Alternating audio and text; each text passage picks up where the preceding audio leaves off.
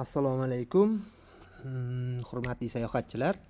Hozir bu videoda Tailandga kirish uchun kerak bo'ladigan formani qanday to'ldirish haqida tushuncha berib o'taman. Ko'pchilik biladi, Tailand bez viza bo'ldi o'zbeklar uchun, lekin bez viza degani bu to'g'ridan-to'g'ri kirib boraverasiz degani emas. Bizga QR kod ko'rinishidagi forma hujjat kerak bo'ladi. Bu forma hujjatni qayerdan olamiz va qanday qilib to'ldiramiz? Hozir shu videoda to'liq tushuntirib o'taman. Buning uchun biz Google ga kirib, Googledan TDAC bizda kirillcha S deb ataladi.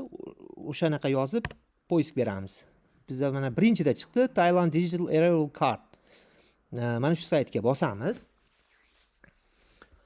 Birinchi kirganda mana bu yo'q bo'lib turishi mumkin. Cloudflare saytidan tasdiqdan o'tganimizdan keyin ochiladi bu. Xo'p, Arrival Card ustiga bosamiz. Bu formani faqat siz Tailandga kiradigan chislodan 3 kun oldin ochiladi. O'shanda kiritishingiz kerak bo'ladi. Birinchi familiyani kiritamiz. Keyin ismni kiritamiz. Middle name shart emas. Pasport seriya kiritamiz. Endi taxminiy pasport seriya kiritib qo'yaman hozir men. Bu yerga tug'ilgan yilingiz bitta bo'lsa, bu yerga oy, bu yerga tug'ilgan kuningizni kiritasiz. Bu yerga sohangizni kiritasiz. Qanaqa sohada ishlaysiz? Masalan, biznesmen deb kiritib qo'ysangiz bo'ladi. Bu yerda jinsingiz erkak kishi bo'lsangiz erkak kishi, ayol kishi bo'lsangiz ayol kishi deb kiritasiz. Bizga viza kerak emas. Xo'p, qaysi hudud? O'zbekiston deb tanlaymiz. Toshkent desa chiqardi, adashmay Toshkent desa chiqardi. Toshkent. Bu yoqqa telefon nomeringizni kiritasiz.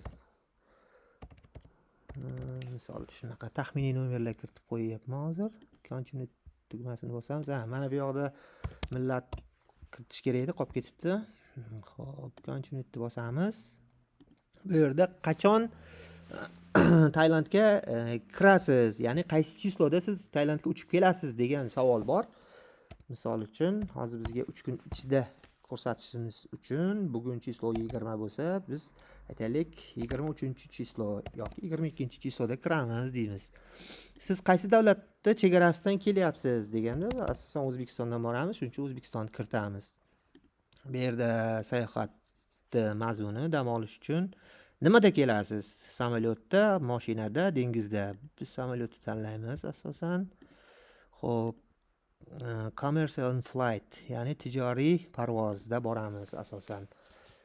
Xo'p, flight nomerda bu aviabiletda bo'ladi. Taxminan mana shunaqa ko'rinishlarda bo'ladi. O'shani kiritishimiz kerak bu joyiga. Endi bu chiqib ketadigan sanamiz. Aytaylik 10 kun dam olamiz. 25-yil 11:30 deylik. Yana qaytkinchi samolyotda qaytamiz. Bu yerda yana shu reys nomerini kiritishimiz kerak. Men taxminiy kirityapman. Bu yerga biz boradigan mehmonxonamizda nimalarni kiritsak bo'ladi, ma'lumotlarni kiritsak bo'ladi. Asosan mana Phuket deb yozyapman. Endi kim qayerga bo'lsa, Bangkokka borsa, Bangkok deb yozasiz, Pattaya bo'lsa, Pattaya deb yozasiz. Keyin mana yerga o'sha mehmonxonani adresini kiritasiz. Phuket Karon aytaylik shunaqa raqamlar. Shu bookingda manzili berilgan bo'ladi. O'sha manzilni kiritib qo'yishimiz kerak bo'ladi. Xo'p, mana bu joyda siz kelishingizdan oldin qaysi davlatlarda bo'lgansiz? O'zbekistonni o'zini kiritib qo'yamiz. Agar boshqa davlatlarda bo'lgan bo'lsangiz, ularni ham qo'shib ketish imkoniyati bor. Xo'p, mana ma'lumotlarimiz chiqdi. Bularni tekshirib, xato yo'q bo'lsa, mana bu joyga biz nimani kiritadigan bo'lsak, email adresimizni kiritadigan bo'lsak, bizga o'sha narsani tashlab beradi. Hozir kapsulak yonib qolibdi.